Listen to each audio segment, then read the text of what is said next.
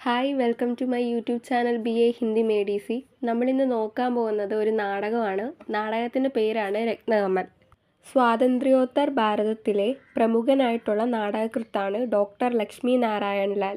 1927 March 4 ഉത്തർപ്രദേശിലെ ബസ്തി എന്ന ജില്ലയിൽ ജനിച്ചു. ജീവിതകാലം മുഴുവൻ പോരാടിയെങ്കിലും അദ്ദേഹം ഒരിക്കലും തോൽവി സമ്മതിച്ചില്ല.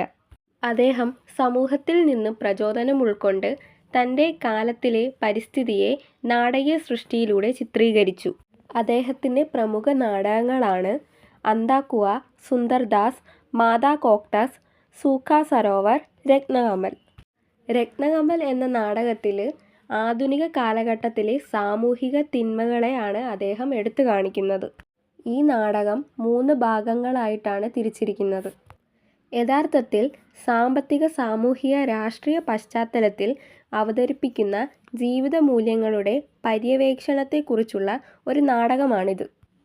ആധുനിക കാലഘട്ടത്തിലെ സാമൂഹിക തിന്മകളെ എടുത്തു കാണിക്കുന്ന 1959 കാലഘട്ടത്തെയാണ് ഈ നാടകത്തിൽ ചിത്രീകരിച്ചിരിക്കുന്നത്. സ്വാതന്ത്ര്യത്തിനു മുമ്പ് നമ്മുടെ വികാരങ്ങൾ സ്വാതന്ത്ര്യവുമായി ബന്ധപ്പെട്ടിരുന്നു. രാജ്യം സ്വതന്ത്രമായപ്പോൾ ഈ വികാരം കാലത്തിൻ്റെ അഭിമാനത്തിൽ ലയിച്ചു. ദേശീയബോധത്തിനും ഉണർവിനും പകരം ജാതി അടിസ്ഥാനമാക്കിയിട്ടുള്ള വിവേചനം, വർഗീയവും ഭാഷാപരവുമായ വിഭജനം, സത്യസന്ധതയില്ലായ്മ, അഴിമതി നിറഞ്ഞ രാഷ്ട്രീയം എന്നിവ സ്ഥാനം പിടിച്ചു. മഹാവീർ ദാസിൻ്റെയും ഡോക്ടർ ദേശായിയുടെയും വീടുകൾക്കിടയിലുള്ള ഒരു തുറന്ന പുൽത്തകിടിയിലാണ് രത്നകമൽ എന്ന നാടകം നടക്കുന്നത്. മഹാവീർ ദാസ് വളരെ വലിയ വ്യവസായിയാണ്. ഗയയ്ക്കും അലഹബാദിനും സമീപമുള്ള നൈനി പ്രദേശത്ത് അയാൾക്ക് ഒരു കോസ്മെറ്റിക് ഇൻഡസ്ട്രി ഉണ്ട്. അതിൻ്റെ പേരാണ് ശ്രീദാസ് ഇൻഡസ്ട്രി. ആ വ്യവസായം തുടങ്ങിയതിലൂടെ നൂറുകണക്കിന് തൊഴിലില്ലാത്തവർക്ക് തൊഴിൽ നൽകിയെന്ന് മഹാവീർ വിശ്വസിക്കുന്നു. എന്നാൽ ഈ വിശാലമായ രാജ്യത്തെ 90% ആളുകൾക്കും ഭക്ഷണവും വസ്ത്രവും സാധാരണക്കാർക്ക് ആവശ്യമെന്നാണ് ഈ രാജ്യത്തിൻ്റെ വിരോധാഭാസം. എന്നാൽ അതിനു പകരം മുതലാളിത്ത വ്യവസായങ്ങൾ 10% ആളുകൾക്ക് മേക്കപ്പ് ഉൽപ്പാദനങ്ങൾ ഉൽപ്പാദിപ്പിക്കുന്നു. രാജ്യത്തെ സാധാരണക്കാരുടെ ആവശ്യങ്ങൾക്കും അവരുടെ സന്തോഷത്തിനും ദുഃഖത്തിനും മഹാവീറിൻ്റെ മുന്നിൽ ഒരു വിലയുമില്ല.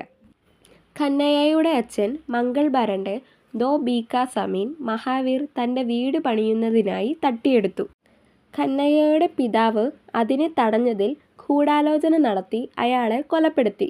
എന്നാലും മഹാവീർ ആ ഭൂമിയുടെ വില നൽകാൻ ശ്രമിച്ചെങ്കിലും കന്നയ്യ അത് നിരസിച്ചു. കന്നയ്യയുടെ സഹോദരി അമൃത എല്ലാ ചൊവ്വാഴ്ചയും ആ ഭൂമിയിൽ വിളക്ക് കത്തിച്ചു. ഇതിൽ മഹാവീർ ദേഷിച്ച് ആ വിളക്ക് വലിച്ചെറിയാൻ ആഗ്രഹിച്ചു. മഹാവീർ തൻ്റെ പണത്തിൻ്റെ ശക്തി ഉപയോഗിച്ച് അയാൾ MLAയെ തൻ്റെ പക്ഷത്തേക്ക് ആകർഷിക്കുന്നു. ആദായ നികുതി ലാഭിക്കാൻ അയാൾ MLA ജിതേന്ദ്ര മോഹന് 8000 രൂപ കൈക്കൂലി നൽകും. പിന്നീട് ആ കേസ് പിടിക്കപ്പെടുകയും ജിതേന്ദ്ര മോഹനെ MLA സ്ഥാനത്ത് നിന്ന് പുറത്താക്കുകയും ചെയ്തു.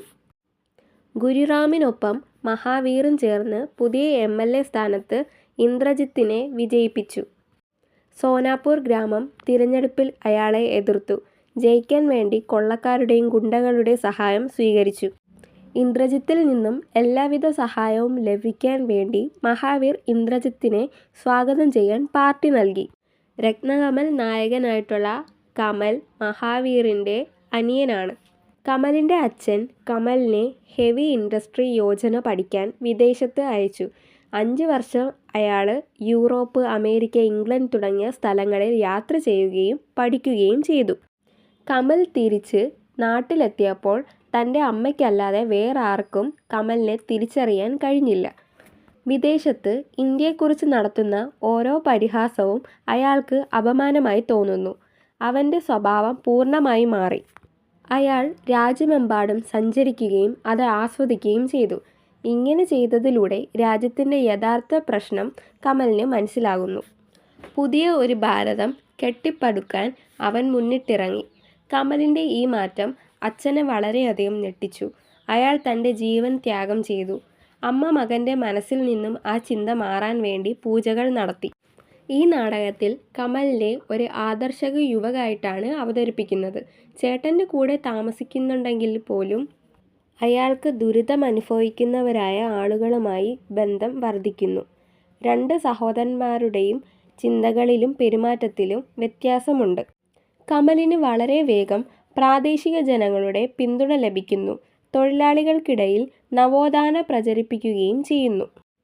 അമൃത, കന്നയ്യ, സാരംഗ് എന്നിവർ കമലിൻ്റെ വിശ്വസ്ത കൂട്ടാളികളാണ്. ഡോക്ടർ ദേശായിയും കമലിൻ്റെ ആദർശങ്ങളോട് യോജിക്കുന്നു. അയാൾ കമലിനെ പിന്തുണയ്ക്കുന്നു. മഹാവീറിൻ്റെ മകൻ പപ്പുവിൻ്റെ അടുത്ത സുഹൃത്താണ് കമൽ. വെക്കേഷന് വീട്ടിൽ എത്തുമ്പോൾ യഥാർത്ഥ ഭാരതീയ ജീവിതത്തിലേക്ക് കമൽ പപ്പുവിനെ പരിചയപ്പെടുത്തുന്നു. ഇനി വരുന്ന തലമുറയാണ് പപ്പു. കമൽ അവനെ അഗസ്ത്യ എന്ന് വിളിച്ചു. കാരണം അഗസ്ത്യനെപ്പോലെ സമുദ്രം ആഗിരണം ചെയ്യാൻ അവന് കഴിയുമെന്ന് കമൽ വിശ്വസിച്ചു. പപ്പു ആളുകളോട് ഇടപഴകിയില്ലെങ്കിൽ തൻ്റെ പിതാവിനെ പോലെ തന്നിൽ തന്നെ ഒതുങ്ങി നിൽക്കുന്ന ഒരു വ്യക്തിയായി മാറുമെന്ന് കമലിന് അറിയാമായിരുന്നു. കമൽ അവനെ ഗ്രാമത്തിലും മറ്റു പ്രദേശത്തും ചുറ്റി നടന്നു. മഹാവീറിന് ഇതൊന്നും ഇഷ്ടപ്പെട്ടില്ല. അതിനാൽ വെക്കേഷൻ തീരുന്നതിന് മുന്നേ പപ്പുവിനെ ഡെറാഡൂണിലെ സ്കൂളിലേക്ക് തിരിച്ചയക്കാൻ അയാൾ ആലോചിച്ചു. ആ വീട്ടിലെ കമലിൻ്റെ അവസാന ആകർഷണമാണ് പപ്പു. അവൻ ഉണ്ടായതുകൊണ്ടാണ് കമൽ അവിടെ താമസിച്ചത്. പപ്പു പോകുന്നതിനു മുമ്പ് കമൽ തന്നെ വീട് വിട്ടുപോകാൻ തീരുമാനിച്ചു. ഭാരതവർഷ് എന്നതിൻ്റെ രൂപത്തിൽ അയാൾക്ക് ഒരു വലിയൊരു വീട് ലഭിച്ചു. അമ്മയേക്കാൾ വലുതായ ഭാരതമാതാവിനെയും സഹോദരനേക്കാൾ വലുതായ സഹപ്രവർത്തകരെയും അവന് ലഭിച്ചു. വീട്ടിൽ വിപ്ലവത്തിൻ്റെയും അറിവിൻ്റെയും വിളക്ക് കൊളുത്തിയ ശേഷം അദ്ദേഹം പ്രകാശം പരത്താൻ പുറപ്പെട്ടു. ഈ നാടകത്തിനുള്ളിൽ ഒരു നാടകം അരങ്ങേറുന്നു.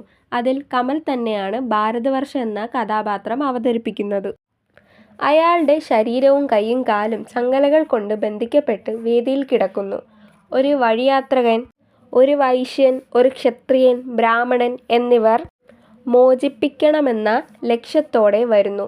എന്നാൽ ആ ചങ്ങല തകർക്കാൻ കഴിയുന്നില്ല. അപ്പോൾ ഒരു ശൂദ്ര സ്ത്രീ ദേവതയെ വളയാൻ ശ്രമിക്കുന്നു. 3 പേർ ചേർന്ന് അവരെ ഓടിക്കുന്നു. ഒടുവിൽ വെളുത്ത വസ്ത്രം ധരിച്ച വൃദ്ധപുരുഷൻ വേദിയിലേക്ക് പ്രവേശിക്കുന്നു. എന്നിട്ട് ആ ദേവതയെ ബന്ധനത്തിൽ നിന്ന് മോചിപ്പിക്കുന്നു.